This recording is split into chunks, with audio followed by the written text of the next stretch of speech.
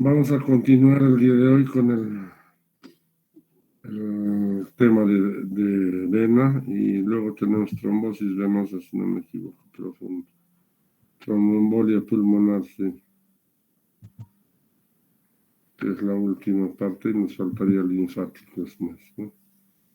Bueno, vamos a hablar hemos visto las pruebas de las enfermedades venosas, la flebectomía, antes se cortaba la vena y se sacaba, luego la fleboextracción.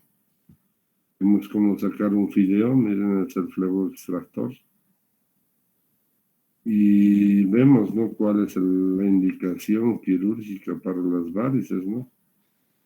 Entonces ahí hemos visto y vamos a verla ¿Hemos quedado ahí? No, hemos quedado aquí. Bueno, el tratamiento endovenoso es, ¿no? La novedad, hay que hacer ablación, radiofrecuencia con láser endovenoso. Creo que debe ser muy costosa. Por lo tanto, la fleboextracción o la flebectomía son las indicaciones más frecuentes quirúrgicas de lo que significa una varices, ¿no?, o una insuficiencia vascular. Veamos ahora la insuficiencia venosa secundaria, generalmente es dada por un trombo venoso profundo. Aparece más en etapas más avanzadas y pueden presentarse claudicación y dolor en la pantorrilla. Lo que hablábamos, claudicación, es que no pueden caminar y hay un dolor, al caminar uno ya le impide, se cansa y comienza a sentarse, eso es claudicación. Entonces, ¿qué vamos a ver en una insuficiencia venosa secundaria? Vamos a dar varices de mayor compresión de 30 a 40 milímetros de mercurio. Y como ven, el tratamiento es la extirpación de las venas superficiales, miren, y con eso va a mejorar las condiciones del paciente en la parte de la piel y tejido subcutáneo, evitando las úlceras, ¿no?, las de aparición de úlceras, ¿no? El tratamiento se ha tratado de hacer un tratamiento endoscópico. Considero que no es el más adecuado ni es lo mejor que se les pueda presentar a los pacientes, ¿no? Es importante eso, ¿no? Reconstrucción venosa, hacer un injerto femorofermoral o derivaciones a fenos popliteas para disminuir esta característica venosa no tan importante, tan fuerte. Bueno, aquí está, trombosis venosa profunda. Es una de las complicaciones más temidas de lo que significa la insuficiencia venosa, etc. Y ahí está la trombosis venosa profunda. Miren, aquí está, se ve un edema con un dolor bastante importante en la pantorrilla. Y ese es el dolor, es fundamental. Aquí tenemos el signo de Hohmann, es el más importante, que es la dorsiflexión del pie con dolor en la pantorrilla. Y aquí está, obviamente, aquí está la trombosis venosa profunda. Como va la sangre y se torna, se puede quedar en esta parte de la válvula y va creciendo, entonces se hace un coágulo, ¿no? Y eso nos va a dar la trombosis venosa profunda. ¿Cuál es el riesgo de esto, no? El riesgo es que este coágulo se desprenda, vaya a las cavidades cardíacas y luego va a dar tromboembolia pulmonar, que vamos a ver luego de eso, ¿no? Entonces, la trombosis venosa profunda de las extremidades inferiores se da por tres características. Uno, la éstasis, hipercoagulabilidad y lesión venosa. Y hemos hablado de la éstasis, es que la sangre se quede estancada, como estamos viendo ahí. Hipercoagulabilidad, es decir, que el paciente tenga una sangre con una hemoglobina muy importante, y la lesión venosa, lesión de las paredes endoteliales, sobre todo de las venas, ¿no? Vamos a ver, miren, la incidencia en Estados Unidos, ¿no?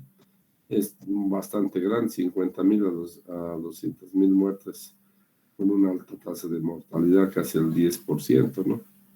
Y veamos qué es lo que sucede. Se forma el coágulo, reitero.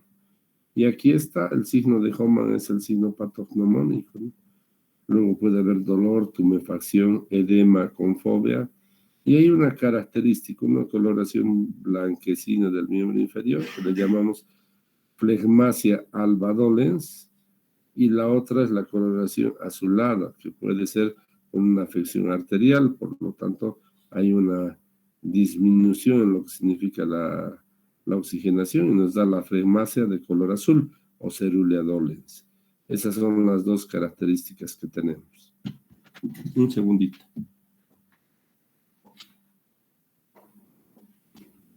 Continuamos. Entonces ahí tienen las características, las dos flegmasias, que es la coloración en realidad blanquecina alba, y la cerulea, que es la coloración azul. Y esta coloración azul porque hay una afección arterial más que va a producir una isquemia y obviamente la coloración azulada de la piel. Bueno, vamos a tener, ¿no? El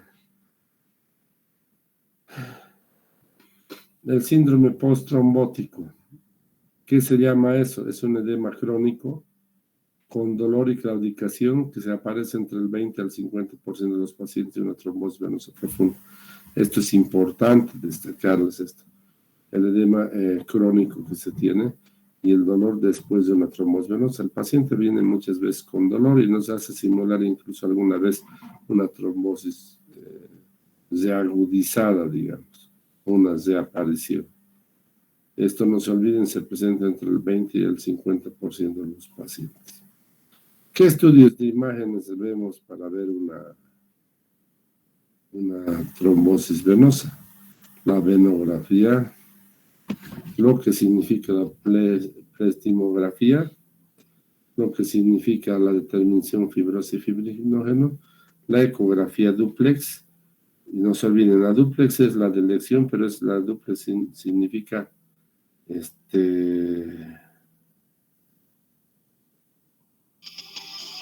un segundo.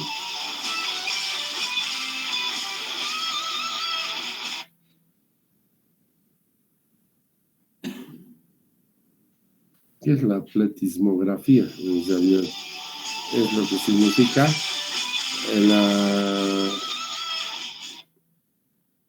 es la valoración de la medición de los cambios de presión y volumen en lo que significa la parte cardiovascular, ¿no? Entonces, eso es una espletismografía.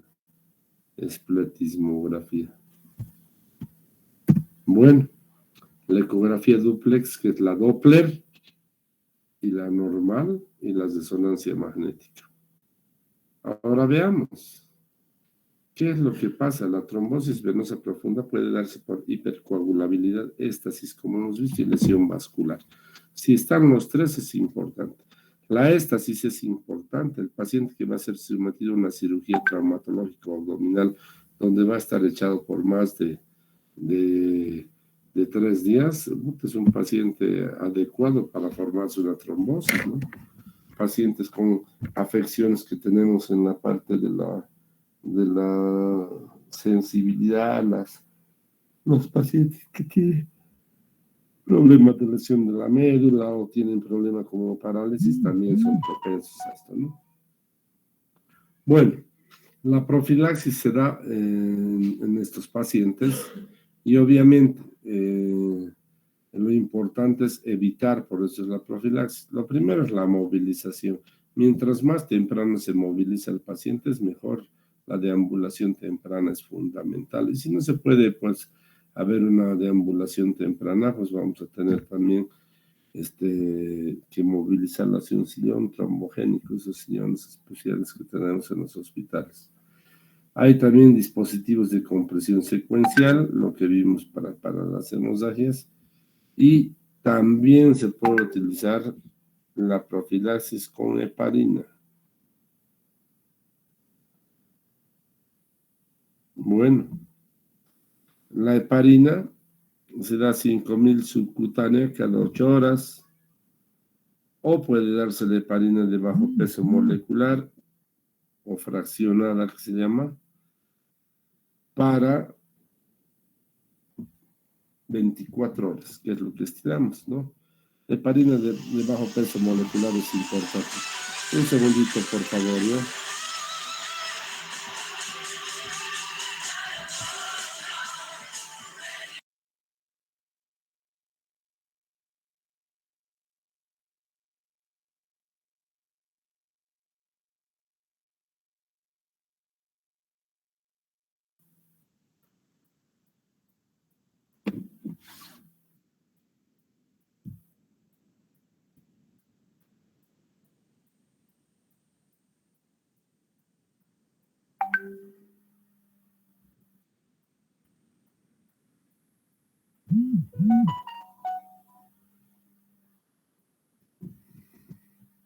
Ahora sí.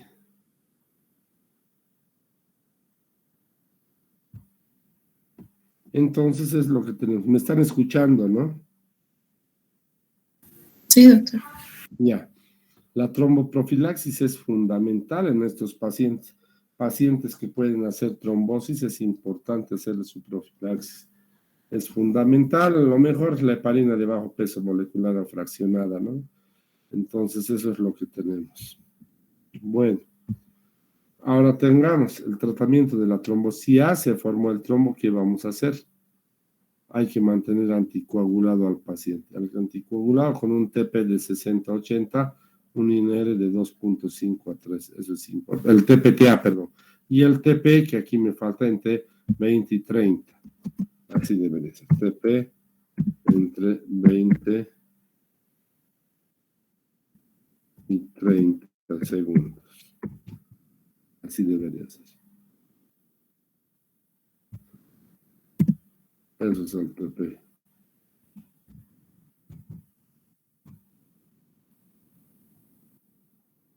Bueno, ahí tenemos el TP. El TPTA está entre 60 y 80. Y es lo ideal no mantener el TP en ese rango para evitar sobre todo que haya lo que significa sangrados o alguna fuga.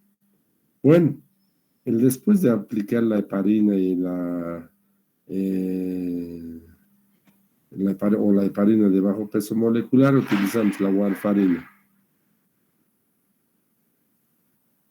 La warfarina que va a empezar a actuar después de las 48-72 horas y luego discontinuamos lo que significa la utilización de la heparina. Quiero recalcarles algo importante. El periodo tiene que ser prolongado por mucho tiempo, 3 a 6 meses. Ese es el tiempo que se estira. El mínimo es de 3 meses y puede ser hasta 6 meses, ¿no? Bueno, entonces, ¿qué sucede en eso? Se produce la trombólisis y la reconstrucción endovascular. La trombosis venosa profunda en la extremidad superior no es muy frecuente.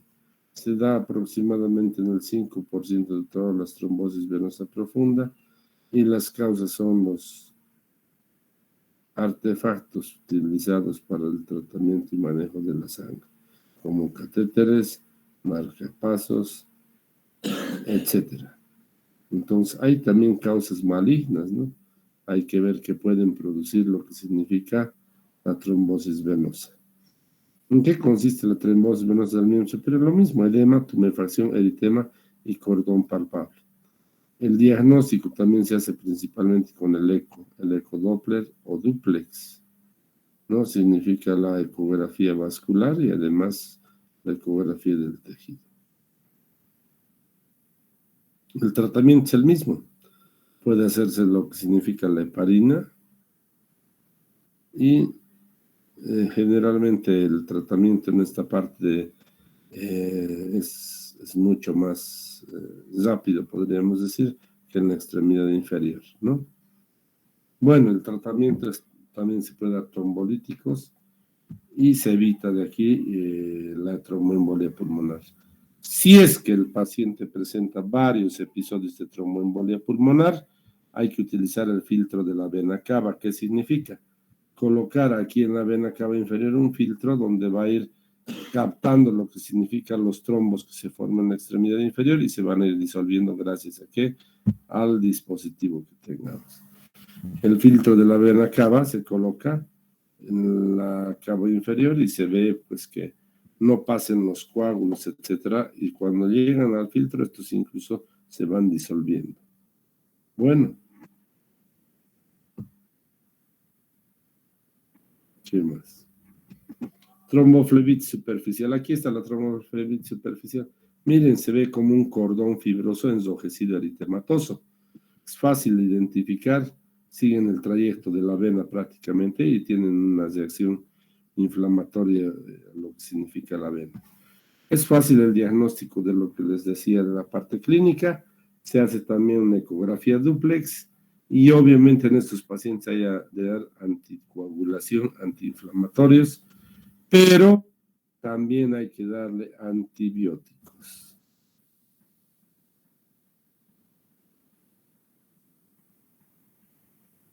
Bueno, el tratamiento quirúrgico se lo hace cuando una vez haya sido pasada la infección y se retira toda la parte afectada.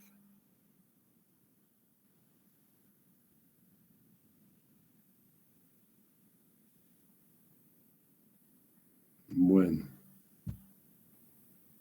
con eso terminamos lo que significa la parte de la tromboflebitis. Vamos a continuar con lo que significa la tromboembolia pulmonar, porque en realidad es el capítulo que debería seguir. ¿Qué es el tromboembolismo pulmonar? La tromboembolia pulmonar es una de las patologías más frecuentes en los pacientes operados, como una complicación muy grave y que puede ser que presente hasta el compromiso de la vida.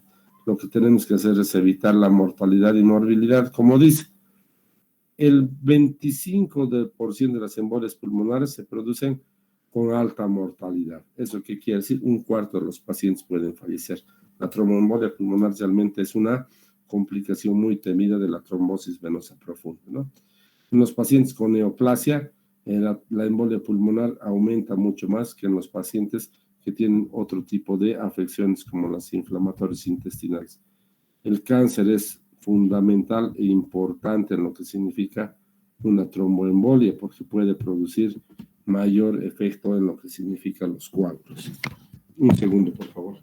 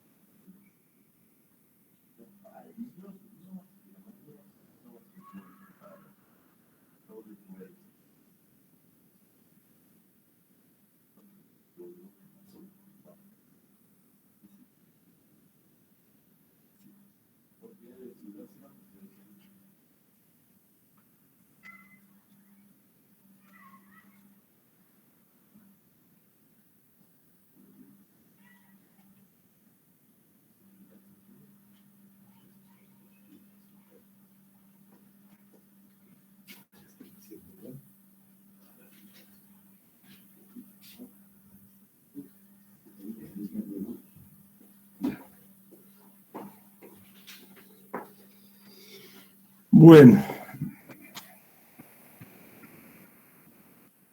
entonces vean que las trombosis venosas profundas son pues muy importantes en la mortalidad, como hablábamos. Las embolias pulmonares, con un cuarto de ellas tienen una mortalidad. Pero ahora, ¿de dónde vienen las tromboembolias pulmonares? Generalmente la trombosis venosa profunda. Y aquí dice un parámetro, ¿no? El 50% de las trombosis venosa profunda dan origen a las embolias pulmonares. ¿Qué quiere decir? De 10 trombosis venosas profundas, 5 pueden dar embolias pulmonares. Y entonces eso es importante. Imagínense cómo es tan importante una trombosis venosa profunda, no por solo venosa profunda en la vena, sino por su consecuencia que tiene en el pulmón, y en el pulmón la mortalidad que nos puede dar. Bueno, entonces la mayoría de las tromboembolias, como les decía, van de las venas profundas de las extremidades inferiores. Las venas distales a la poplite generan en suma, por su menor diámetro, trombos de escaso tamaño que nos desvisten mucho peligro, esto entre comillas, porque igual todas producen pues un peligro que es inminente. Sin embargo, que vamos a ver, al 20% de las trombosis son silentes, dice, y 30 son sintomáticas, que se extienden a las venas del muslo en las 2 semanas que siguen a su presentación. Ahora quiero decirles esto es importante, 50% de las trombosis venosa profunda se pueden producir pueden producir embolias pulmonares. Otras causas frecuentes de la embolia pulmonar, esto es importante, embolia grasa, embolias aéreas, entonces son fundamentales para lo que dicen. Y obviamente las embolias amnióticas del líquido amniótico, que son producidas pues en realidad en las mujeres embarazadas. Pero tenemos ahí las otras causas frecuentes, grasa y lo que significa las embolias aéreas en los pacientes que se hacen catéteres centrales. Fisiopatología. ¿Cuáles son? Los efectos generalmente son básicamente respiratorios y hemodinámicos. Un paciente con embolia pulmonar al tiro presenta taquicardia, taquipnea y pérdida de la saturación de oxígeno. Eso es lo que sucede. Al tiro nomás. Los efectos respiratorios se ven a los minutos de la embolia. ¿Y qué va a suceder en eso? Aumento del espacio muerto alveolar, donde se da aquí, ya no hay pues un intercambio gaseoso adecuado, una hematosis. Va a producirse una broncoconstricción, taquipnea e hipoxemia. Puede haber una pérdida importante y producirse una pérdida importante de tejido con un infarto pulmonar. Eso es lo que sucede principalmente, y aquí tienen lo que significa en el dibujo la fisiopatología. Evidentemente, si va un coágulo más grande y tapa una arteria, una vena pulmonar, una arteria pulmonar de mayor calibre, va a producir un mayor daño, ¿no? ¿Por qué? Y el daño es por el espacio muerto alveolar, es decir, perdemos una superficie de hematosis importante. Bueno, efectos hemodinámicos. La reducción de la mecánica ventilatoria no modifica la resistencia del circuito pulmonar, aunque puede haber un exceso, un 50% pueden reaccionar con un aumento de la resistencia, es decir, una hipertensión pulmonar. Al factor mecánico del embo se suma el efecto vasoconstrictor. Esto es importante. ¿Qué pasa? El coágulo tiene unas aminas y va a producir una vasoconstricción. Obviamente que va a producir mayor efecto todavía isquémico, si ustedes quieren, ¿no? Isquémico, ¿no? Si la obstrucción supera el 60 al 75 de la circulación pulmonar, se denomina un cor pulmonar agudo. con disminución del gasto cardíaco. ¿Qué es el coro pulmonar? Es el corazón pulmonar. ¿Qué significa? Cuando el pulmón no puede tener una actividad adecuada, comienza a establecer una falta de hematosis y el corazón va a empezar a disminuir lo que significa el gasto cardíaco. Bueno, eso es lo que sucede en lo que tenemos en las tromboembolias pulmonares. Los efectos hemodinámicos son fundamentales e importantes para que tomen en cuenta. Bueno, vamos a ver los síntomas y signos. El dolor es importante y la disnea es de pertinente. El paciente está a 6 de la mañana respirando normal, a las 10 ya está con una disnea y taquipnea importante. Puede presentar un dolor torácico pleurítico, pero más presentan una hemóptisis. Es fundamental. También presentan secundariamente una taquicardia. Eso es importante. Taquicardia. El edema de miembros inferiores, si es que hay una trombosis venosa profunda, es más evidente.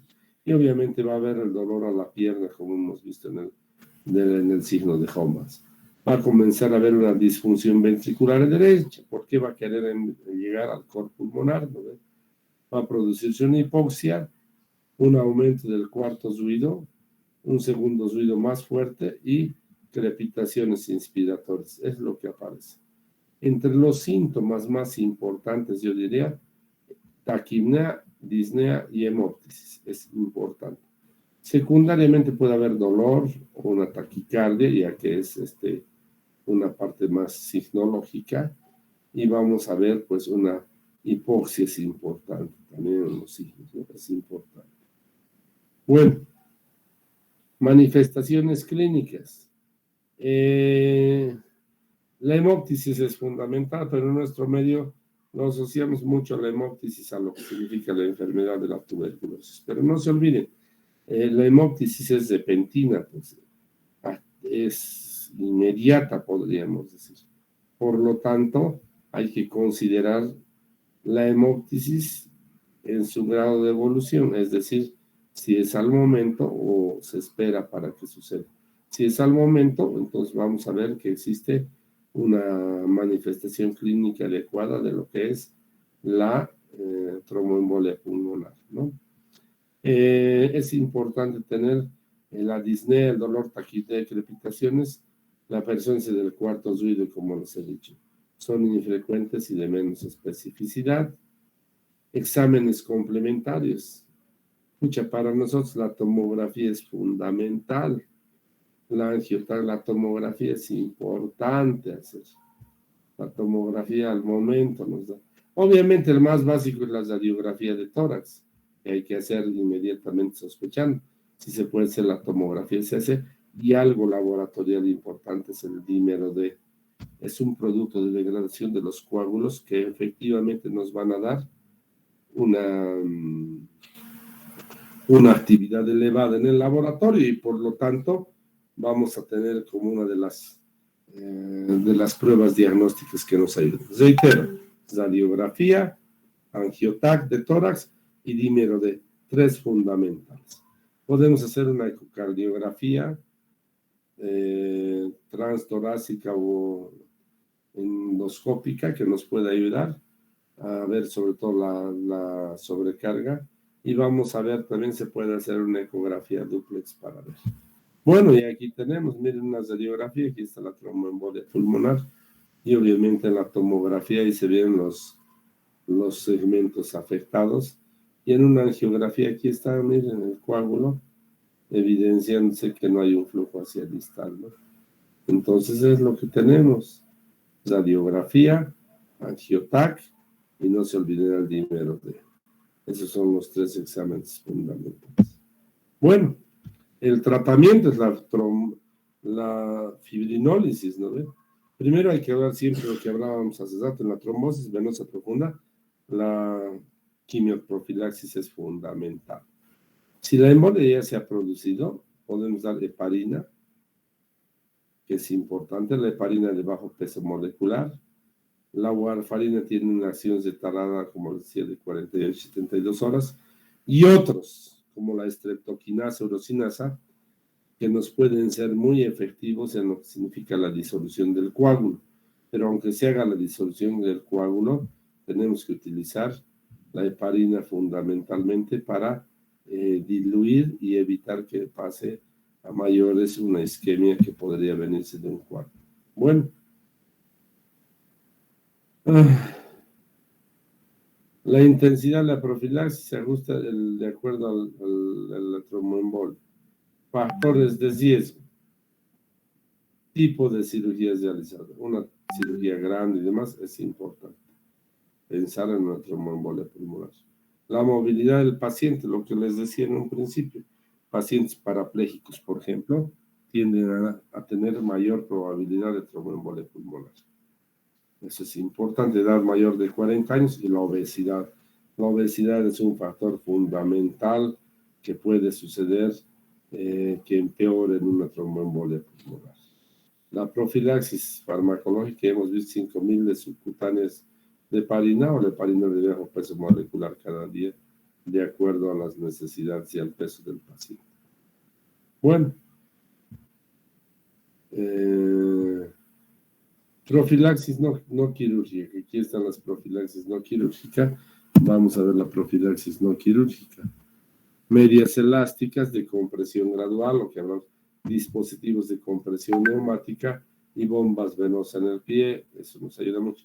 Y aquí yo le añadiría más esto, lo que significa el filtro de la vena cava, porque eso también nos da la profilaxis para la tromboembolia pulmonar, porque va a evitar que los coágulos lleguen hacia el pulmón. Para eso se coloca.